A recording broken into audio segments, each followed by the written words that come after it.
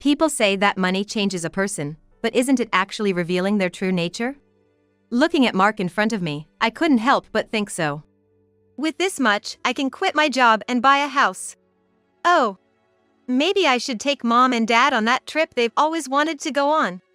Even though it's the money I inherited from my father, Mark started to count his chickens as if it was his own. And in his plans, even my much disliked in-laws are included. This is what my father left for me. You have no right to dictate how I should spend this money. It was a cry from my heart. But Mark just snorted and laughed, waving his hand dismissively. All your money is now mine. If you go against me, we're gonna divorce, you know. That's classic Mark. He thinks if he says this, I'll just comply. He threatened me and then left the house. Things have changed now. It's not going to be the same anymore. I decided to start making some preparations while Mark was gone. My name is Lisa Harrison, 30 years old. Since graduating from community college, I've been working as a receptionist at a private clinic. I married Mark 3 years ago. I met Mark at a friend's wedding. At first, I was taken aback by his somewhat forceful approach, but there was a sense of relief since he was a friend of a friend, and before I knew it, we were dating and then got married. I'm gonna make you happy. It sounded a bit condescending, but I was genuinely happy. Back then, I dreamt of a happy married life. But I woke up from that dream pretty quickly. Before we got married, Mark and I would spend weekends at my place, just hanging out. That's why I didn't notice it.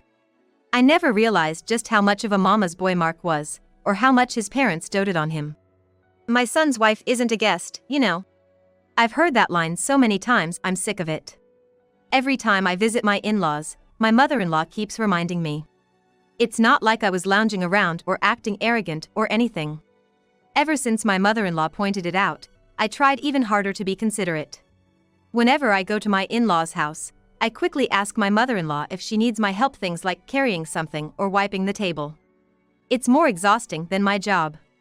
To be honest, my mother-in-law has never made coffee for me even once. Mark and my father-in-law, watching my efforts, just chuckle and are like, she still has a lot to learn.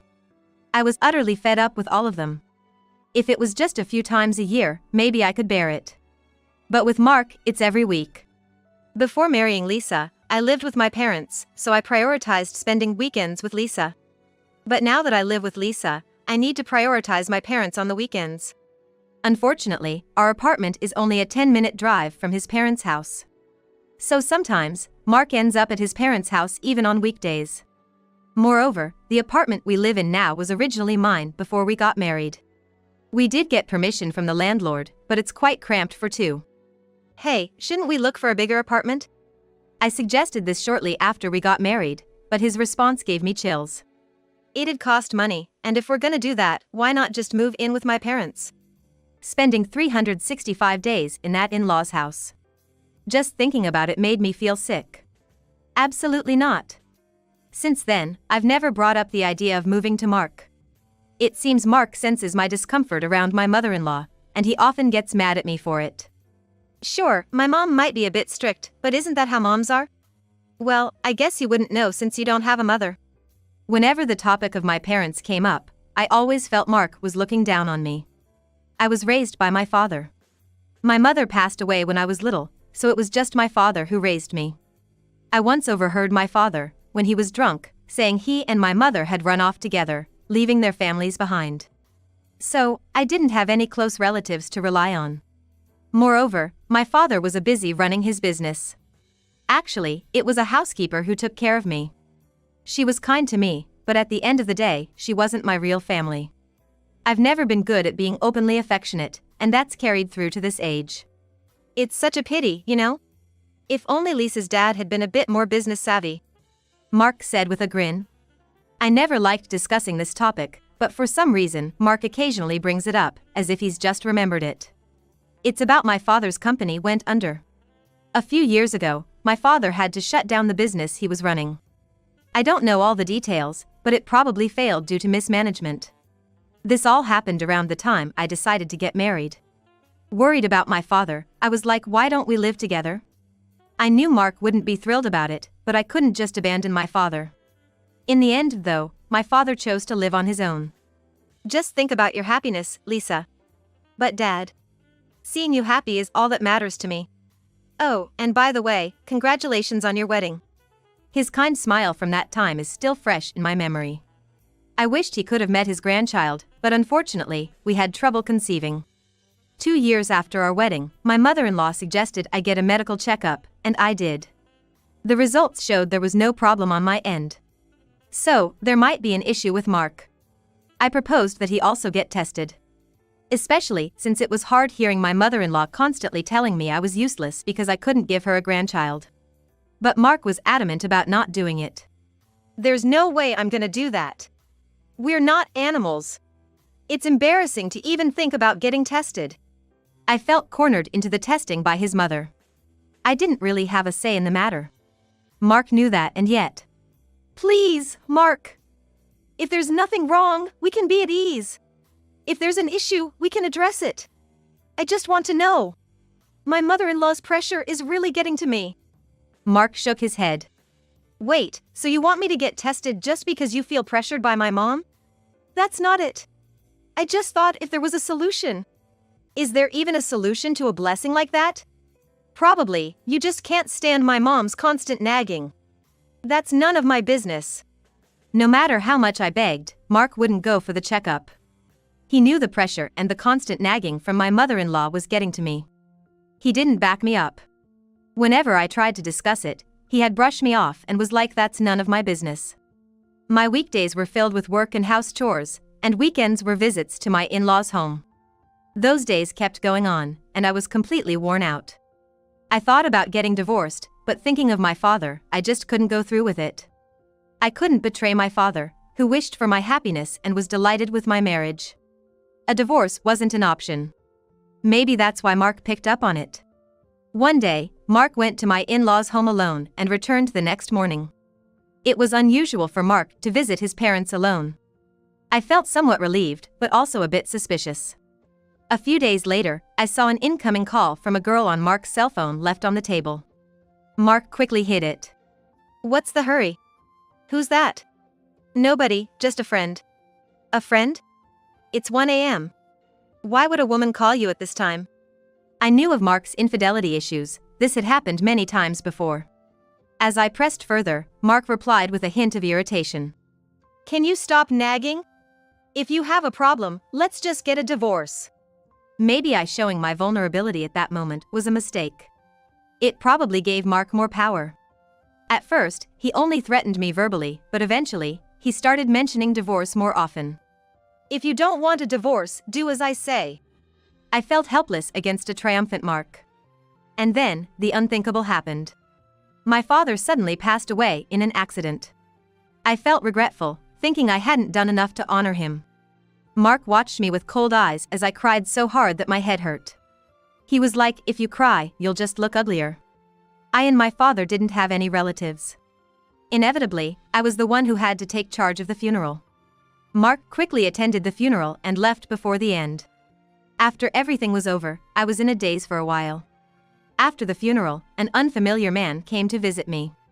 It turned out he was a lawyer appointed by my father. Mr. Harrison entrusted me with the matter of the inheritance. Huh? Hearing that my father left something for me made me happy.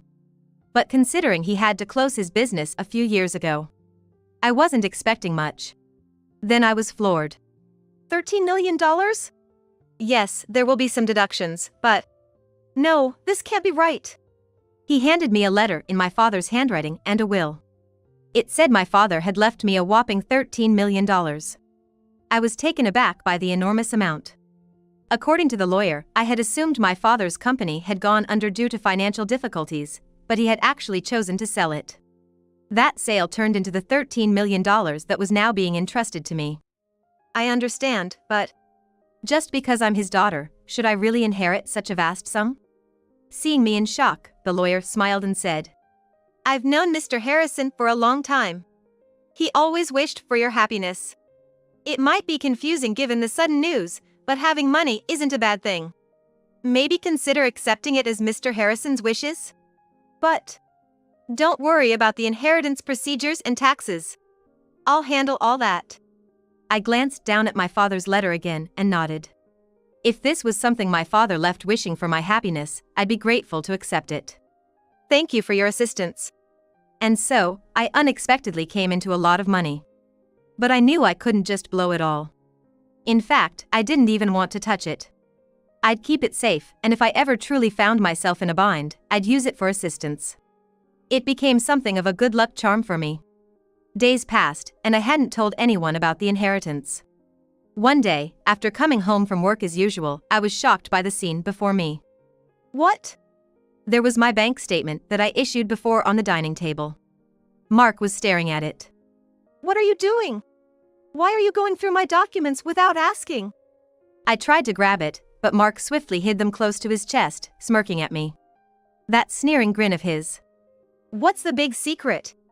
Hiding all this cash from me? Well, did you do something shady to get all this? Mark's sarcastic gaze infuriated me, prompting a retort. No. This is the inheritance my father, he left me. I reached out to reclaim my document, but Mark tucked them into his shirt, refusing to give them back. Give it back to me.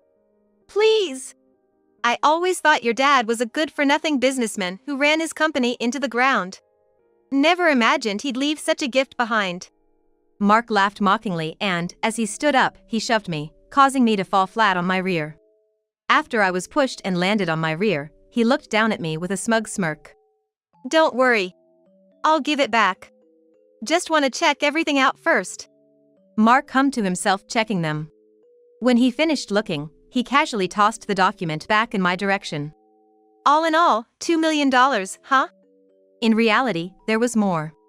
For emergencies, I had diversified the money into a new account. Mark seemed satisfied, grinning without a clue. With this much, I can quit my job and even buy a house. Yeah. Maybe I'll take Dad and Mom on that trip they've always wanted to go on.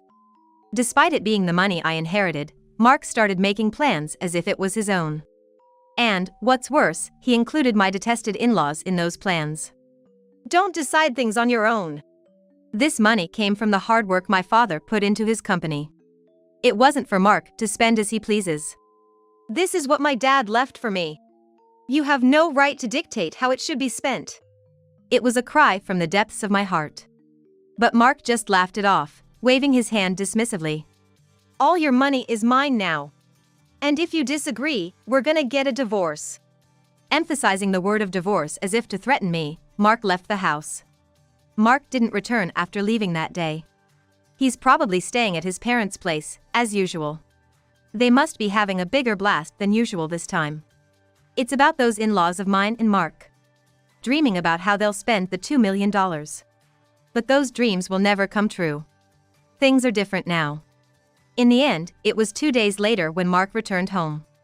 In the evening, as I was vacuuming, I heard the front door swing open, followed by heavy footsteps. The door between the hallway and the living room opened, and in came Mark, all smiles. But his smile faded instantly as he looked around. What the heck is this? Oh, you're back after 2 days. I continued to vacuum without a care. Mark looked around and said, Why is all the furniture and luggage gone? Everything's gone. Turning off the vacuum, I smiled sweetly at him. Well, I decided to cancel the lease at the end of the month. But don't worry. Your stuff's right over there. Please sort it out by the end of the month. I pointed to the luggage carelessly piled in the corner of the room. Mark stood there, mouth agape, in sheer surprise. Wait, what's going on? This makes no sense. It's simple. I'm terminating the lease here, so you'll need to move out by the end of the month. I've already moved my stuff out. Whatever's left of yours by the end of the month, I'll toss. But why? I don't get why you'd terminate the lease. Mark held his head in frustration. You don't need to understand. Just leave, okay? I ignored Mark and started to vacuum again. But then, my phone rang. I was interrupted again and answered the call. Lisa? It was my mother-in-law. She sounded unusually chipper over the phone. Yes, it's Lisa. I heard from Mark. Good for you. She kept rambling on without waiting for my response.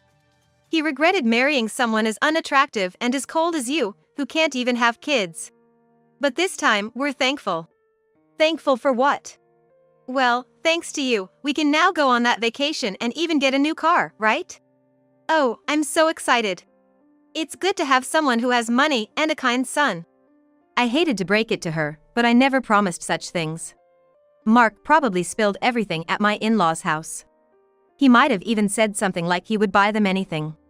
Sorry to interrupt, but I never made such promises. And I have no intention of spending my money on you. Huh?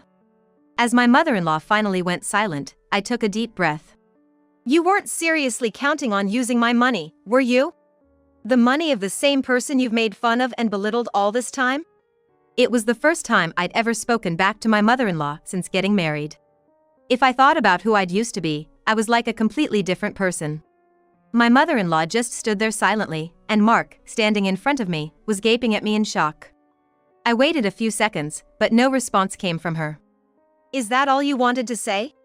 I'm quite busy, so excuse me, I said quickly and then hung up the phone. Lisa, how could you talk back to Mom like that? That's so rude. Rude? I was just pointing out a mistake. Mark kept mumbling something, but I just continued cleaning. About 10 minutes later, there was a loud knocking on the door. I opened it to find my in-laws standing there. Seems like they'd rushed over after that phone call. Lisa, what's going on? As soon as they entered, my mother-in-law, her face beet red, started yelling. How could you say something so hurtful? I was so shocked I felt like I was gonna faint. Wish she had. My father-in-law was nodding in agreement next to her. Lisa, maybe you're getting ahead of yourself because of all that money, but mind your manners. You're being very disrespectful. It was the exact thing I wanted to say back to them. Who was the disrespectful one there?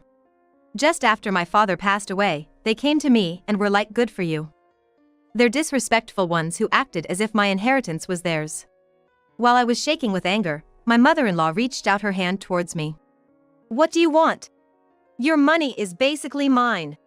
What? When I was puzzled, Mark added some clarification about my mother-in-law's actions. She's asking for your money. I mean, you might become greedy and keep all the money to yourself. Hey. If anything, just transfer it to my account now. That'll make me feel better. Perfect. That's a great idea. If you have too much money, you might get taken advantage of or worse. Wives shouldn't have money. While the three of them were getting all worked up, I rolled up the vacuum cleaner's cord and leaned the machine against the wall. And then, as I was preparing to leave, I firmly said, What's all this talk about being a wife and cheating? That's just some sound advice from my parents, for you to act properly as my wife. Excuse me? I'm becoming single. What? Sweat began to form on Mark's forehead. What are you talking about, Lisa? Mark's eyes darted from left to right. You said if I didn't obey, we'd get divorced, right? I couldn't agree with your views, so I simply went ahead with the divorce process. Just like that? I never approved of this.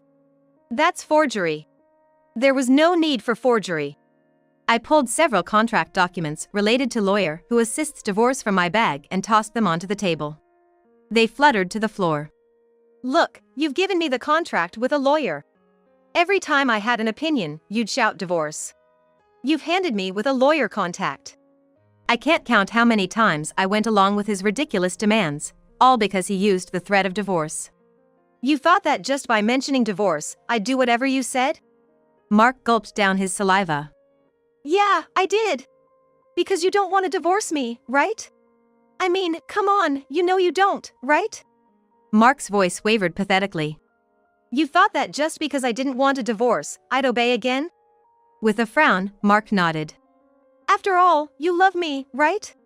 You want to be with me, right? I couldn't help but sigh at his grave misunderstanding. Of course, I loved him once, enough to marry him.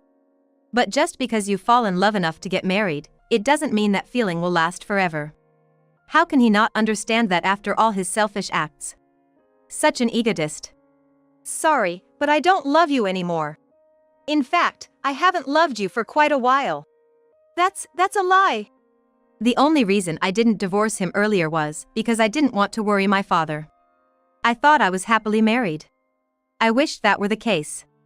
Looking back, my father might have known all along.